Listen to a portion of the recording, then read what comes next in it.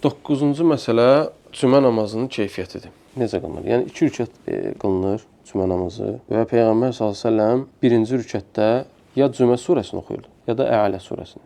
İkinci rükətdə isə ya Münafiqin oxuyurdu, ya daĞaşiyə surəsini oxuyurdu. Buradan da alimlər bu surələri oxuma miqdarından xutbənin dəqiqəsini təxminən çıxardıblar. Bir hədisdə gəlib ki, Peyğəmbər s.ə.v minbərə qalxdı, Qaf surəsini oxudu, düşdü. Xutbə əvəzində Qaf surəsini oxudu. Qaf surəsi də təxminən 3 səhifədir. 3-cü səhifədə 1-2 ayə azdır, belə deyək. Birinci rükətdə Cümə surəsi, ikinci rükətdə Münafiqin. Cümə surəsi də səhifə yarımdır, Münafiqin də səhifə. İkisi bir yerdə 3 səhifə eləyir. Bir səhifəni maksimum ən yavaş oxuyan adam neçə dəqiqə oxuyur? 3 dəqiqə, 4 dəqiqə, lap 5 dəqiqə. 3 səhifə nə qədər eləyir? 15 dəqiqə. Deməli, xutbəni təxminən 15 dəqiqə verib. Namaz da görürsən 3 səhifə eləyir. Namazda başqa hərəkətlər də var. Rüküyə getmək, səcdəyə getmək. Ona görə namaz xutbədən uzun olur. Təxmini xutbə olub 10-15 dəqiqə. Peyğəmbər s.ə.v xutbəsi. Onda belə hesablayıblar alimlər.